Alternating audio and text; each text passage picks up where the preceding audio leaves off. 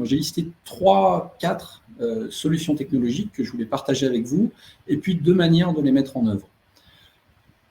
Dans les solutions, il y a 3 énergies qui existent. Les HVO, l'électrique et le gaz, et puis je vais faire un aparté aussi sur l'hydrogène. Les HVO, c'est en fait la solution la plus simple de décarboner rapidement sans changer son mode d'utilisation, ni ses véhicules, ni la question administrative des véhicules, donc la carte grise. Les HVO, ce sont en fait des carburants qui sont issus de recyclage d'huile et qui vous permettent un taux de décarbonation assez fort. Les HVO peuvent s'utiliser dans les véhicules utilitaires existants. On n'a pas besoin de changer les injecteurs, on n'a pas besoin de changer la carte grise, on n'a besoin de rien changer. Vous faites un plein d'HVO, le plein d'après peut être un plein de diesel. C'est une énergie qui est totalement souple et qui permet de décarboner. La contrainte, parce qu'il y en a quand même, la contrainte, c'est que comme vous ne changez rien, vous décarbonez, mais par contre, vous ne changez pas la carte grise. Et donc, si votre véhicule était critère 2, si c'est un diesel récent, il restera critère 2. Et donc, si vous souhaitez l'utiliser dans Paris en 2024, en 2025, vous ne pourrez plus l'utiliser simplement en passant à une utilisation d'un HVO. La deuxième contrainte, alors qui peut l'être ou pas en fonction de votre entreprise, c'est que les HVO ne se vendent pas en station, il faut les acheter et en disposer en cuve. Alors certaines entreprises sont déjà équipées de cuves, notamment quand vous avez des poids lourds, c'est quand même assez fréquent. Si vous n'avez qu'une flotte d'utilitaires, il peut être intéressant de faire l'étude. Si par contre vous n'avez que 3 ou 4 véhicules utilitaires, vous n'arriverez jamais à rembourser ou à amortir le coût d'une cuve, même en achetant une petite cuve de 2 ou 3 000 litres. Donc les HVO peuvent être une solution pour décarboner si on n'est pas contraint par une vignette critère 2 et si on a une flotte relativement conséquente de véhicules.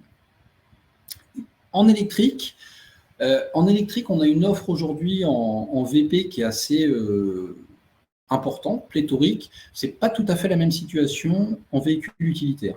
Il y a une offre, mais tous les véhicules utilitaires du marché n'ont pas leur variante électrique. Et puis souvent, en voiture, on a des propositions, par exemple, de plusieurs niveaux de batterie, 2 voire 3 niveaux de batterie, enfin, capacité de batterie par modèle. En utilitaire, ça n'existe pas ou très très peu. En général, c'est un véhicule qui n'est pas disponible dans toutes les configurations, pas toutes les longueurs, pas toutes les hauteurs. Il n'a pas forcément le châssis cabine, le plancher cabine de disponible. Et puis, il n'a qu'une seule batterie de disponible, et ça, encore une fois, pas sur tous les modèles de véhicules utilitaires. Donc l'offre est encore naissante, elle va se développer, tous les constructeurs travaillent dessus, et donc ça va vous demander d'analyser fortement les usages. Il va falloir bien comprendre quelle est l'utilisation du véhicule, et on va revenir dans le slide d'après là-dessus, pour comprendre si vous pouvez affecter un véhicule électrique, si vous devez modifier l'usage, ou si vous devez choisir une autre solution, HVO ou gaz par exemple, ou hydrogène. Le gaz, c'est donc une autre solution. Quand vous utilisez du biométhane, il va vous offrir un niveau de décarbonation assez fort, de l'ordre de 65-70%. Il va vous permettre d'être en critère 1, donc de rentrer en 2024, en 2025 dans la ZFE parisienne. Et par contre, le coût d'installation d'une station est vraiment très élevé. Donc, généralement, on n'investit pas dans une station gaz en interne, où il faut vraiment avoir une flotte très conséquente.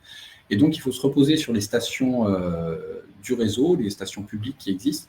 Aujourd'hui, il y a 70 stations en France. Si vous en avez une pas très loin de votre site, ou si vous avez une station qui est sur la tournée, qui est sur le passage de vos véhicules utilitaires, ça peut être une solution à prendre en compte et qui est relativement complémentaire de l'électrique en termes de capacité de véhicules et de complémentarité. Enfin, il y a une complémentarité, notamment sur les silhouettes de véhicules.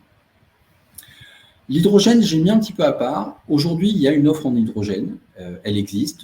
Pour autant, il y a très peu de véhicules différents, enfin, il y a très peu de modèles qui existent, et puis il y a aussi très peu de modèles fabriqués. Si vous alliez voir aujourd'hui un constructeur, quel qu'il soit, pour lui dire « je voudrais d'ici la fin de l'année 100 véhicules utilitaires hydrogène », j'ai des doutes sur le fait qu'un seul des constructeurs soit capable de vous en fournir 100 dans les 11 prochains mois. Parce qu'ils n'ont pas les capacités encore de production sur ces niveaux-là, sur un seul client. Aujourd'hui, l'hydrogène, donc quelques véhicules utilitaires hydrogène existent. Il faut savoir que les coûts sont très élevés. On parle, si vous achetez le véhicule, on est sur un coût qui est de l'ordre de 5 à 6 fois plus élevé que celui d'un véhicule diesel classique.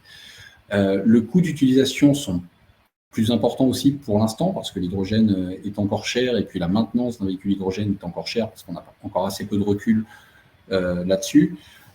Mon conseil sera surtout, si l'hydrogène fait partie de la feuille de route, par exemple, de votre entreprise, si vous devez en installer, intéressez-vous à la question d'où vient l'hydrogène. C'est ça le plus important. Si c'est un hydrogène qui est issu de reformage de méthane, ce qui est le cas de 96% de l'hydrogène dans le monde, il n'y aura pas d'intérêt de décarbonation. Vous ne ferez pas mieux avec un véhicule hydrogène qui est nourri à base d'hydrogène vapeur-formage du méthane ou vapocraquage, ça dépend comment on l'appelle.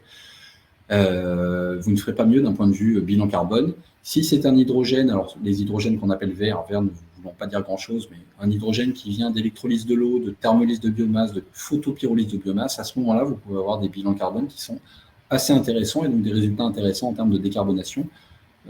C'est donc 4% de l'hydrogène produit aujourd'hui d'un point de vue mondial.